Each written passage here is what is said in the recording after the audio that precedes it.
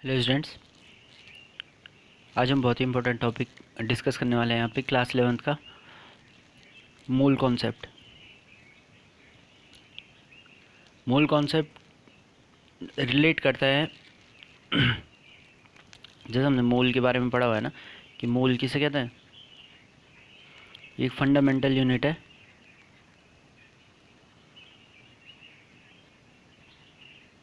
Fundamental unit है जो amount of substance को दिखाती है।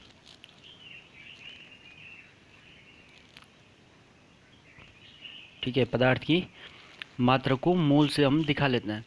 पर असल में मूल है क्या? पदार्थ अणु या परमाणु से मिलकर बना होता है। ठीक है, तो पदार्थ बना होता है कणों से मिलके। ऐसे लिख सकता हूँ मैं, कण। ये कण क्या हो सकते हैं? परमाणु भी हो सकते हैं, अणु भी हो सकते हैं, आयन भी हो सकते हैं। ठीक, तो असल में मोल क्या हो जाएगा? इनकी मात्रा, परमाणु, अणु या आयन की मात्रा।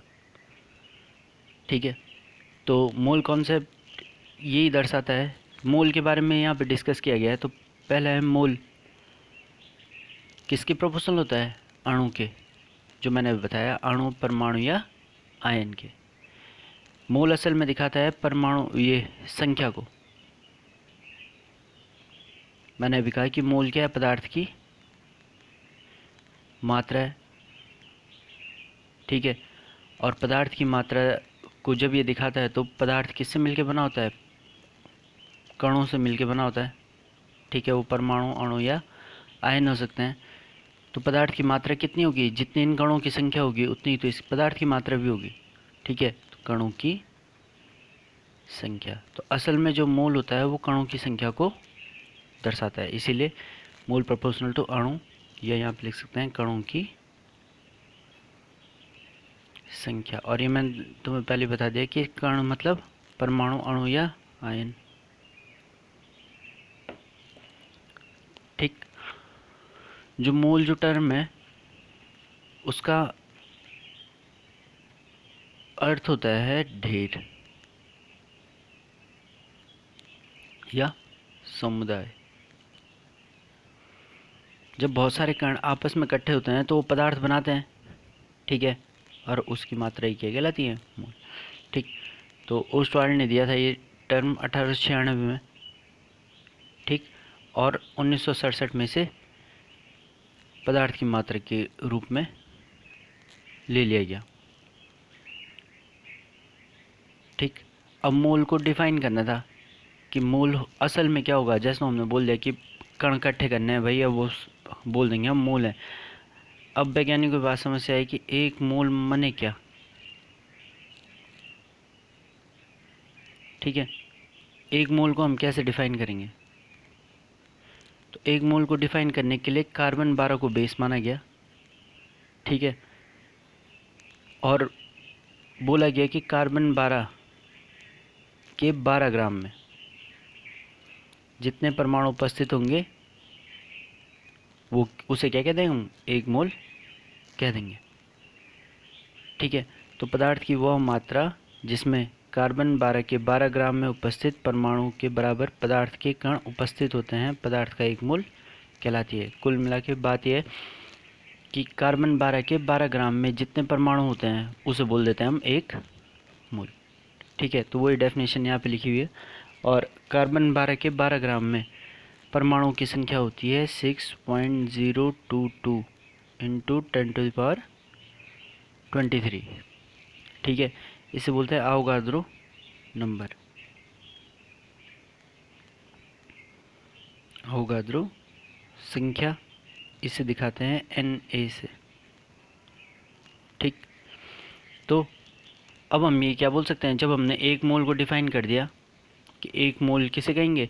कार्बन 12 के 12 ग्राम में उपस्थित परमाणु की संख्या एक मोल हो जाएगी। और हमने बोल दिया कि कार्बन 12 के 12 ग्राम में परमाणु की संख्या है 6.022 इंटू 10⁻23। तो एक मोल बराबर हो गया इसके। तो यहाँ से भी हम डिफाइन कर सकते हैं कि एक मोल एक मोल पदार्थ की वो मात्रा है जिसमें इतने कण उपस्थित होते हैं। ठीक है, एक मोल पदार्थ की वह मात्रा है जिसमें किसी पदार्थ के 6.022 इंटू 10⁻23 पार्टिकल प्रेजेंट होते हैं, उसे बोल देंगे हम एक मोल। ठीक, तो किसी पदार्थ की वो मात्रा जिसमें उसके इतने कण उपस्थित हैं पदार्थ का एक मोल कहलाती है। नॉर्मल सी बात है। ठीक हो गया। तो ये होता है मोल। और अगर जो हमें कणों की संख्या दे रखी है, मोलों की संख्या दे रखी है, तो वो उसका अनुपात हमेशा किसके बराबर आएगा? 6.022 इंटू 10⁻23 के बराबर आने वाला है। ठीक हो गया। चलो, इससे रिलेटेड बहुत सारे टॉपिक हैं, धीरे धीरे चीज़ें आगे बढ़ जाएंगी। अगला टॉपिक आता है इसमें एटॉमिक मास यूनिट।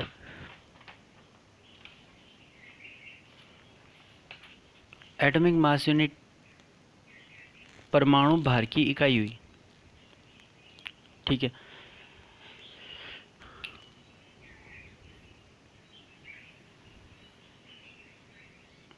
तो पहले तो हमारे पास क्या है, मोल के बारे में हमने अभी तक पढ़ा है।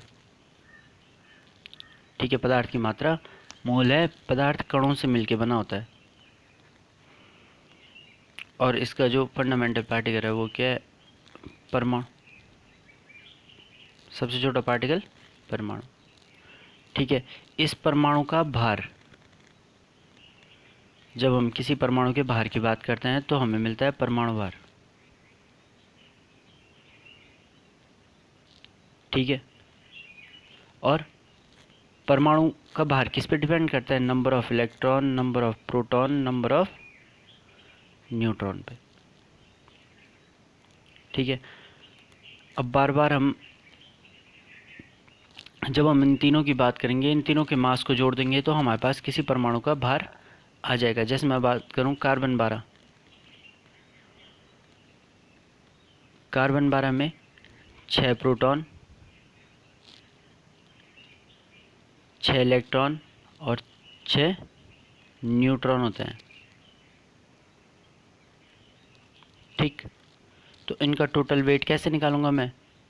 6 into mass of proton plus 6 into mass of electron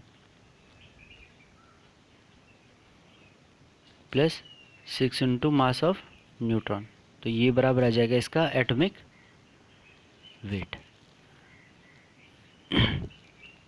ठीक, अब इसी कार्बन 12 को बेस माना गया फिर से, क्योंकि बार बार ऐसा नहीं कर सकते थे, तो कार्बन 12 को बेस मान दिया गया और बोला गया कि किसी तत्व का परमाणु भार वह संख्या है जो यह प्रदर्शित करती है कि उस तत्व का एक औसत परमाणु कार्बन 12 समस्थानिक के एक परमाणु के द्रव्यमान के 1/12 से कितने गुना भारी है। ठीक हो गया, कार्बन 12 परमाणु के 1/12 से कितने गुना भारी है। तो इन्होंने एक बेस मान दिया कि हमें किससे तुलना करनी है? कार्बन परमाणु के भार के 1/12 भाग से। ठीक है, उसे परमाणु भार कह देंगे, और उसकी यूनिट जो होती है उसे बोलते हैं एटॉमिक मास यूनिट। ठीक, एक एटॉमिक मास यूनिट बराबर होती है हमेशा 1.66 इंटू 10⁻24 ग्राम। ये चीज़ कैसे में आती है? जब हम प्रोटॉन, इलेक्ट्रॉन और न्यूट्रॉन का मास पढ़ लेंगे ना, उसके बाद जब हम इसकी कैलकुलेशन करेंगे तब ये चीज़ आपको समझ में आ जाएगी। ठीक है, तो एक एटॉमिक मास यूनिट किसे बोलते हैं? एक एटॉमिक मास यूनिट कार्बन 12 समस्थानिक के एक परमाणु के द्रव्यमान के 1/12वें भाग के बराबर होती है। तो ये जो नीचे वाली राशि है ना, ये 1 AMU है। ठीक हो गया, तो अभी खाली इसे नॉर्मल समझते चलना।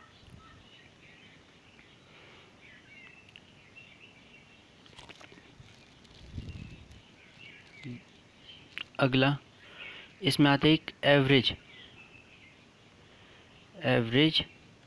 Atomic weight. Average atomic weight क्या है? देखो कोई कोई पदार्थ है ना, वो समस्थानिकों के रूप में रहता है। ठीक है, समस्थानिक मतलब एटॉमिक नंबर तो सेम है पर मास नंबर अलग अलग है। ठीक, तो उनका एवरेज निकाल लेते हैं। तो जैसे माना हमने कि कोई पदार्थ है M, ठीक है, और ये M 3 समस्थानिकों के रूप में पाया जा रहा है, M1 M2 M3। ठीक है, ये M1 M2 M3 इनके एटॉमिक वेट भी हैं। ठीक है, मास नंबर इस एटॉमिक नंबर इसका सेम है। हमने बोल दिया इसका एटॉमिक नंबर है कोई n, उस हमें लेन देनी है। जो M1 है वो प्रकृति में पाया जाता है X परसेंटेज में, M2 Y और M3 Z। तो इनका औसत एवरेज एटॉमिक वेट हो जाएगा M1 into x plus M2 into y plus M3 into z upon x plus y plus z.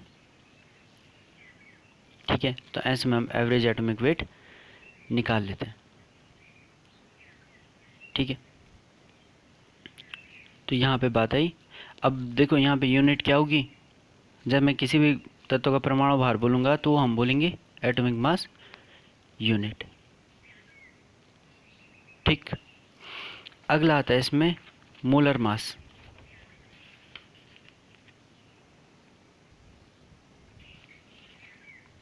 ठीक है, मोलर मास क्या हुआ? किसी पदार्थ के एक मोल का मास मोलर मास कहलाता है। ठीक है, किसी पदार्थ के एक मोल का द्रव्यमान उस तत्व का मोलर द्रव्यमान कहलाता है। ठीक है, जैसे अगर जो मैं बात कर रहा हूँ ऑक्सीजन की और मैं बोल रहा हूँ इसका द्रव्यमान है 16 AMU। ठीक है, ये 16 AMU बराबर होता है 16 ग्राम पर मोल के। समझ रहे हो? ऑक्सीजन का एटॉमिक वेट क्या है? 16 AMU। ठीक है, और इसको हम ऐसे भी लिखते हैं ग्राम में, 16 ग्राम पर मोल। ठीक है, वैसे ही कार्बन 12 AMU, ऐसे लिखते हैं 12 ग्राम पर मोल। तो जब हम ऐसे लिख रहे हैं ना ग्राम पर मोल, तो हम कहने का अर्थ क्या है कि जो ये 12 ग्राम है ये कार्बन के, ठीक है, 12 ग्राम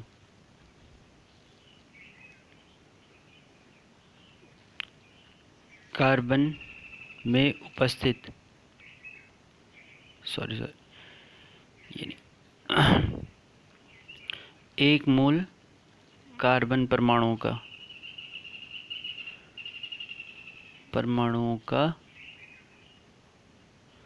भार 12 ग्राम है।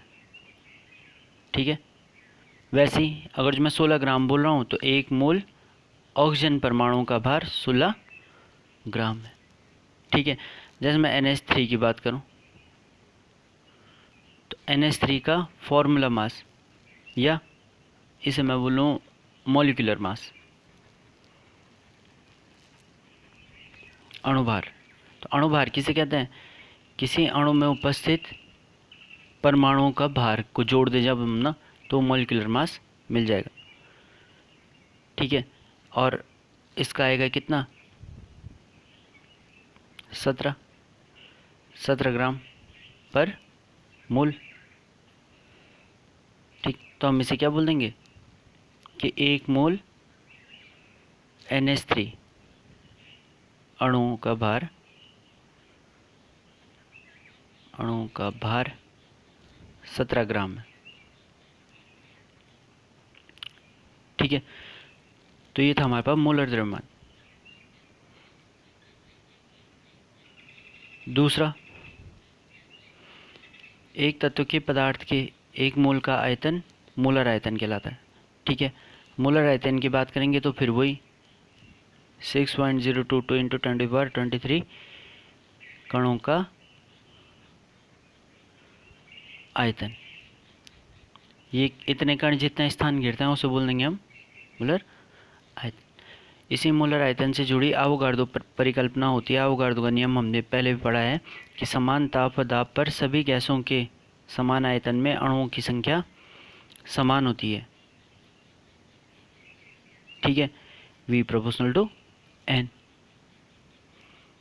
और वो कितना होता है, तो यहाँ पे लिखा हुआ है 1 मोल गैस का आयतन NTP या STP पे, नॉर्मल टेम्परेचर प्रेशर या स्टैंडर्ड टेम्परेचर प्रेशर पे 22.4 लीटर। अब वो कोई भी गैस हो, किसी भी गैस के लिए समान ताप व दाब पर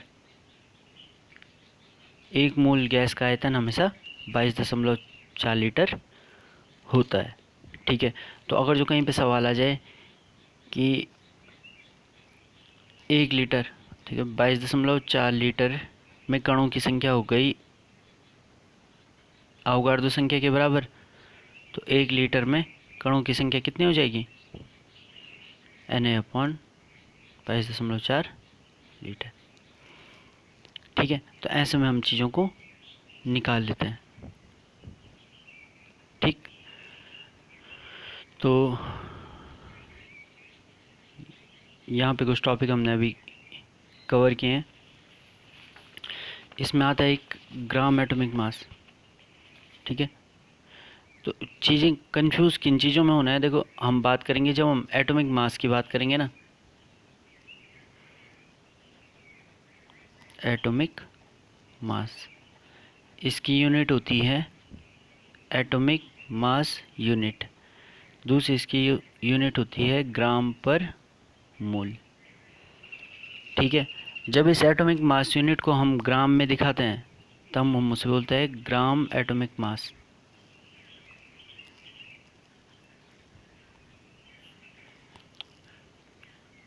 ठीक हो गया, और ये दोनों बराबर होते हैं। तो 1 AMU, हमने ये चीज़ देखती कि 1 AMU बराबर होता है किसके,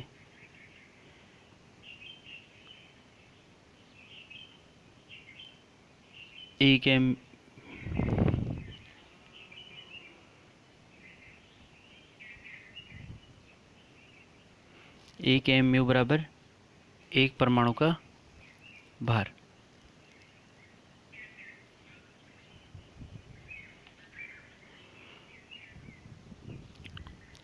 ठीक है, कार्बन 12 के, सॉरी यार गड़बड़ हो गया, 1 AMU बराबर 1/12 गुणा गए कार्बन पर 12 परमाणु के 1 परमाणु का भार। ठीक है, और 1 ग्राम पर मोल, अब जनरली हम बात इसी की करेंगे 1 ग्राम पर मोल की।